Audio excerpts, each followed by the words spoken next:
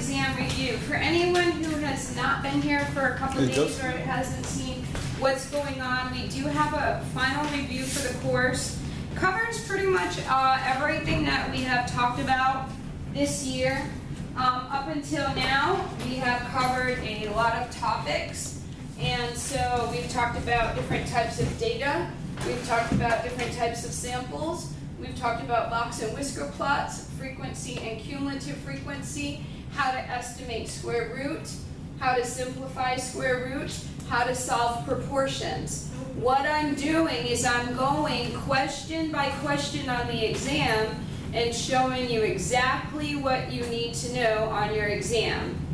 In addition, you can use your notes on the exam. So it is in your best interest to follow along with the notes. There are 70 questions on the exam as a reminder, and I'm going through literally every single one of them as a review. Everything that I have shown you here is already uploaded on YouTube and published, so I can show you at the end of class how to access that. You will also get a paper this afternoon or first thing Monday morning, how to access the review videos. So now I'm going to go ahead and start to review the next part, and this is going to be simplifying expressions. So you can start back on your notes right here. I'll have a pencil open. Oh, okay.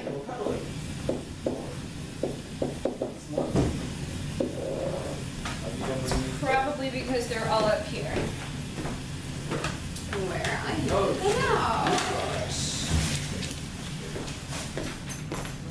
Alright, so as a reminder, I do video record these sessions. It's important not to have a bunch of extra on video so we can just get through the information. In addition, we are starting late and we only have about a good 30 minutes left.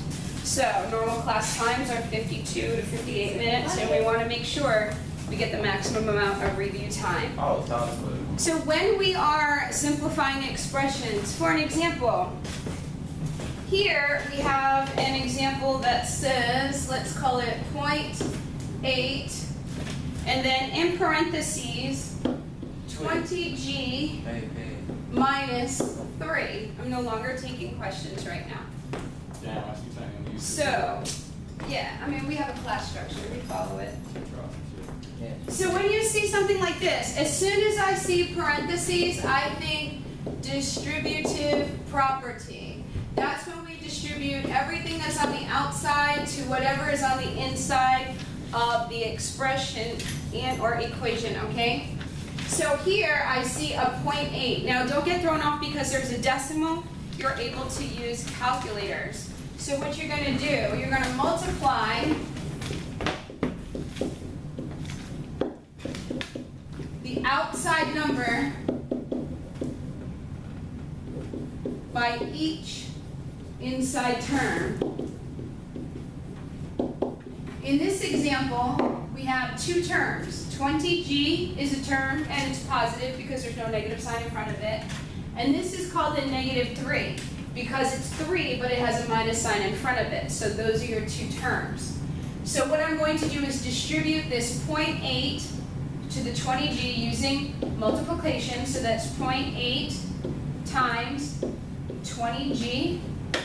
And then I also have the same 0.8 times this negative 3. All right, so that's what that looks like in its most simple form here, one small step at a time.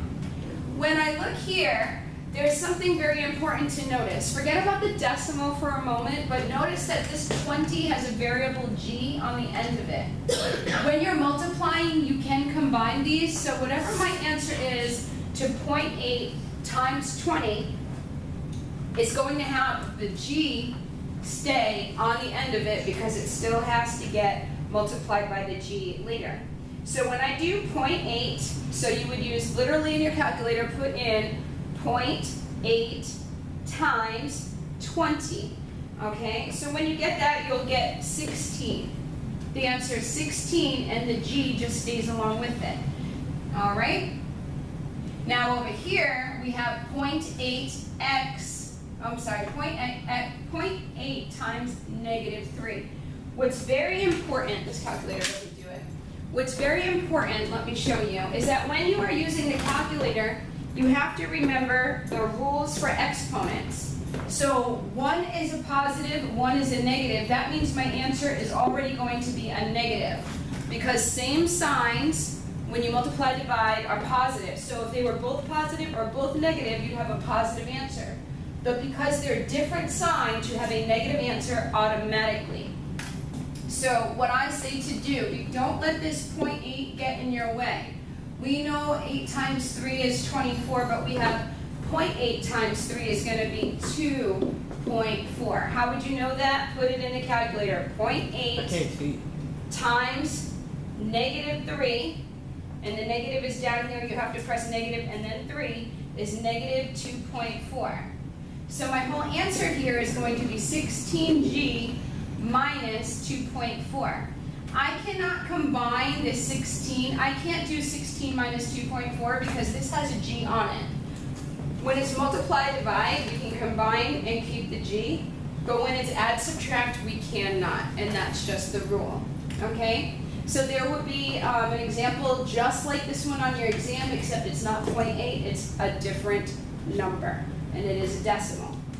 Now I want to take it one step further to show you another question that's similar on your exam, which looks like this. So this one's going to take it up a notch. So let's say we have x on the outside of your parentheses, and then you have inside 2x to the third plus 5x squared plus 6x. Well, this just kind of took the last problem and put it on steroids because now we have a lot going on. However, I included it in this group because it is still distributive property, okay? So you will use distributive property as above. So the reason I say as above, so if you have your notes, you can go up and see what it was about for distributive property. You don't have to keep writing it over and over again, okay? Well, what that means is you're going to take the outside number or term. Here we have a variable. So what makes this tricky is we have all these variables that get multiplied against each other, so we're going to have to know what to do when we have a variable times itself, and then also it has exponents. There's a lot going on. The first thing I want to do is I want to write out my distribution. So this is x times, I'm going to use a dot for times, 2x to the third. That's the first part. Then I have that same x times 5x squared. Then I have again that same x times 6x. That means I have 1, 2, 3 terms inside the parentheses, so I should have 3 terms being multiplied by this outside term x. Okay, so I'm going to look at each set of these individually. Now the rule, if you have exponents, let's say you have an exponent up here and you're multiplying the same base in an exponent, you're going to add the 2 exponents is the rule.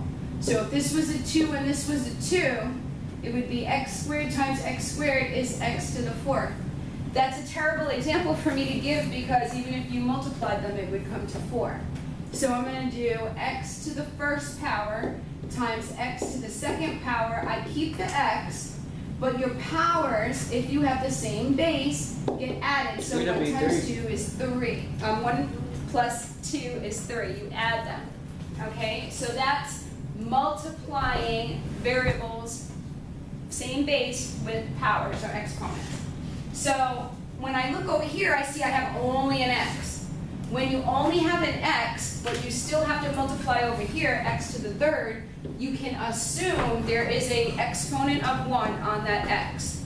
Okay? So assume exponent of 1, exponent, you understand what that means, of 1, when no exponent. Okay? So that would be, and also you can assume something else. What would be your coefficient here if there's no coefficient? What would be your coefficient in front of this x if there was no coefficient? 1. So you can also assume coefficient of 1 when there's no coefficient. So it works the same for the front of the x or for the exponent attached to the x, or any variable that you are given. So I'm going to go ahead and use those rules on this to show you the next Wait, line. let's say assume x on what? Exponent of 1 when there's no exponent. So I have, technically it's like 1x to the first times 2x to the third. Well, look at your coefficients first. 1 times 2 is 2.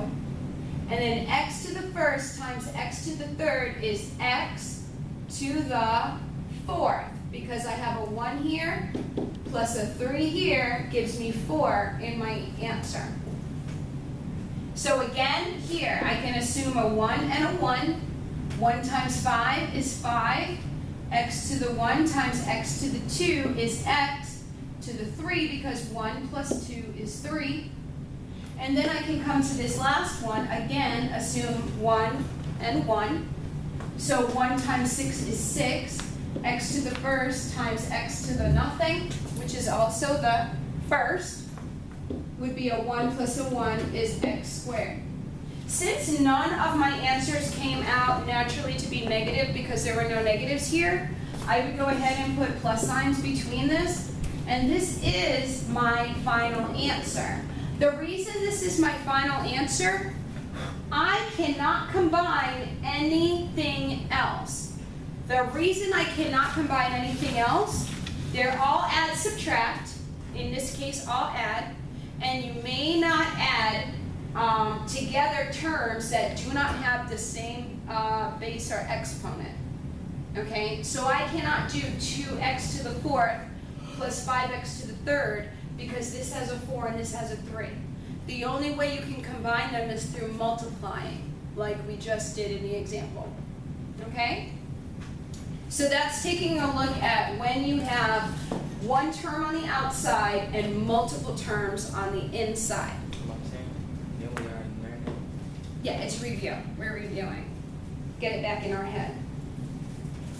So the next one that I want to show you takes this also another step further.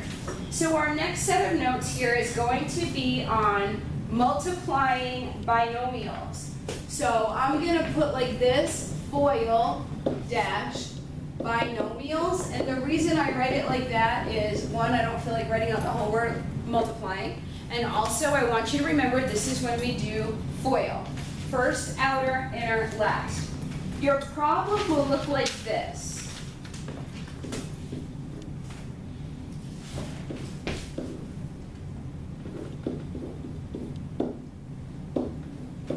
Okay, so it's very similar to this one. There's only one change, all right? So here, when I say FOIL, what I mean is before we had only one term. Yes. Yes. We had only one term being multiplied by a number of terms. Here we have two terms of which both have to get multiplied by the other two terms. So we do what I call, it's like double distributive property, but instead of calling that, it's really easy to use the acronym FOIL, which means first, outer, inner, and last. Okay, so here's what this looks like. The first term in each group of parentheses. Well, your first term here is x, so that's an F, and your first term here is x, is an F for first. So you pair up the two first terms. So x times 4x. I'm just going to do that one step. I'm going to match up each set before I go and do the work. So the outer are the most outer terms of the whole thing. So over here, this is also an O because this is outer. And the outer one over here is this term, which is not a 3, it's -3. And the reason it's -3 is it has a minus sign in front of it. Remember, the sign is always in front of the term. So this is the outer part, so the two outside parts, so that's x times, don't forget, the -3. The next thing are the inner ones. So the inner ones are the opposite of the outer, it's the two center It's terms. 6 and 4. So here and here. Remember, the sign always goes with the term, so it's actually a -6. And then times over here, you just have a 4x. And then the last terms are just like the first terms, except it's the last one in each group. So it's -6 times what's here, the -3. So this is each combination, first, outer, inner, last, that have to be matched up using distributive property. From there, I can go ahead now and do the work, the math work portion of it, each one individually. We have to remember the rules that we just spoke That'll about. be 4x because if you put a 1 in front of that. Yes. Yes. So you have a 1 times 4 is 4. and Now you have an x times an x. It's like having a you 1 put exponent. 4x squared. Because Yes. it's Great job. 4x squared.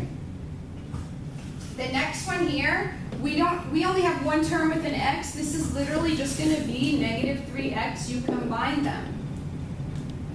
The next term here looks very similar, but we have a -6 times 4 is -24, and the x comes along. It's still x to the 1 because there's no variable x on the 6 or -6. And then here, lastly, we have -6 times that'll be a -3, positive 12. positive 18. Yeah, 18. Because we have 6 times 3 is 18, and the rule, remember, if they're both negative and you're multiplying, it's positive. Now, in our last example, we could not combine any of our remaining terms. In this example, that is not the case. If you notice, we do have a 4x squared cannot combine with anything because there's no other term have x squared.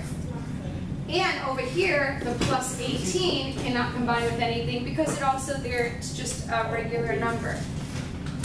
But actually, when we have -3x, -24x, they both have the same variable and the same that's- exponent. and We that's- can combine that. And that's about finding like term. Well, I feel dehydrated, bro. I ain't gonna fix Okay, so when we come to the side, -3 minus 24, I like this problem because it's so tricky. You have to know the rules for exponents.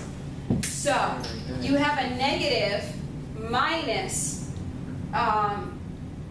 whenever you subtract with negatives, you have to add the opposite. So this becomes -3 plus -24. Well, now you just do negative, negative together, it becomes -27.